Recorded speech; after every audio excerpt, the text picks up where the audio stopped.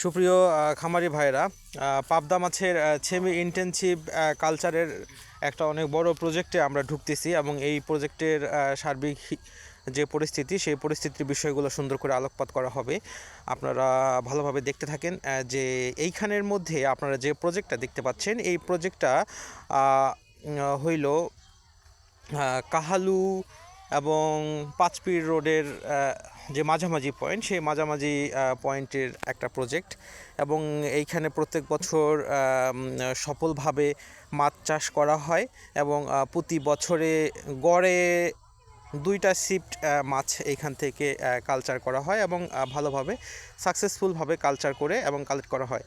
একটা জিনিস ভালোভাবে খেয়াল করলে লক্ষ্য করলে দেখতে পাবেন যে এই পুকুরের যে পানির যে প্যারামিটার সেই পানির প্যারামিটার কিন্তু খুবই চমৎকার আছে, কেননা এইখানে যে প্রাকৃতিক খাবার ফাইটোপ্লাঙ্কটন, জুওপ্লাঙ্কটন এবং বেন্থোস এই তিনটা যে প্রাকৃতিক খাবারের সামঞ্জস্যতা আছে জন্যেই কিন্তু এই পুকুরের পানি আপনার বাদামি সবুজ কালারের। কেননা কোনো একটা পুকুরের পানি যদি বাদামি সবুজ কালারের হয় তাহলে সেই পুকুরে পর্যাপ্ত পরিমাণে অক্সিজেন তৈরি হয় এবং সেইখানে সালোক সংশ্লেষণ প্রক্রিয়া খুব ভালোভাবে ঘটে এবং এই কারণে সেইখান থেকে ফটোসিনথেসিস প্রক্রিয়ায় সেইখানে বিভিন্ন ধরনের যে প্রাকৃতিক খাবার সেই প্রাকৃতিক খাবারটা তৈরি হয়। এখানে যে একটা ফিশিং গিয়ার দেখা যাচ্ছে, এই ফিশিং গিয়ারটা আমাদের দেশে ইদানিং খুবই একটা পরিচিত একটা ফিশিং গিয়ার এই পুকুরের পাশেই দেখা যাচ্ছে।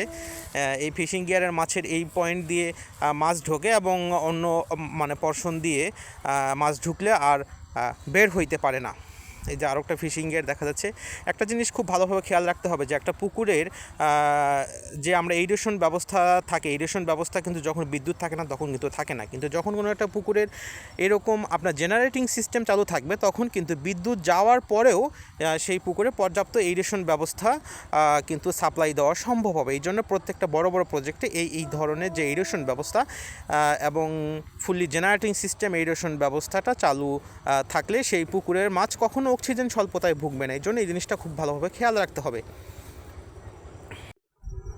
পুকুর পাড়ে কিন্তু আবার বিভিন্ন ধরনের যে ফল বা ফ্রুটস, সেই ফ্রুটসের গাছও কিন্তু রোপণ করা যাইতে পারে। এই পুকুরটা সম্পূর্ণ কাভারিং। এখানে পুকুর পাড়ে আপনার ড্রাগন গাছ দেখা যাচ্ছে, কেননা মানে ড্রাগন গাছের একটা সুবিধা হলো এর কোনো ওয়েস্টেজ নাই এবং এর কোনো পাতার কোনো ঝামেলা নেই। এবং আরেকটা বিষয় যে সুন্দর একটা নারকেল গাছও দেখা যাচ্ছে। পুকুরের চারপাশ ঘিরে পর্যাপ্ত পরিমাণে কিন্তু নারকেল গাছ আছে, কেননা এই নারকেল গাছে পুকুরের পানি নষ্ট করে না। আরেকটা জিনিস খেয়াল রাখতে হবে যে পুকুরের সাবমার্সিবল পানির যে সাপ্লাইটা সেই সাপ্লাইটা সঠিকভাবে একটা পুকুরে হইতে হবে, কেননা সেটা যদি ভালোভাবে না হয় তাহলে যে কোনো সময় পুকুরের পানি শুকায় যায়।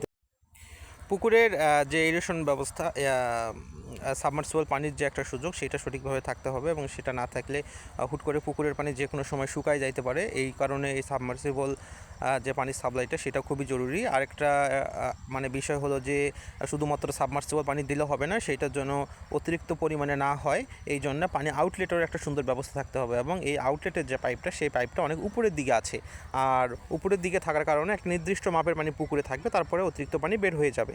এবং পুকুর পাড়ে আরও বিভিন্ন ধরনের যে ফল ফ্রুটসের গাছ সেটাও কিন্তু সুন্দর করে রোপণ করা যায়। একটা কথা সত্য যে পাড় যদি বড় থাকে তাহলে যে কোনো কিছু পুকুর পাড়ে করা সম্ভব। এই জন্য সাকসেসফুল মৎস্য চাষের পাশাপাশি পুকুর পাড়ে বিভিন্ন ধরনের ফল ফ্রুটসের গাছ কিন্তু চাষ করা সম্ভব।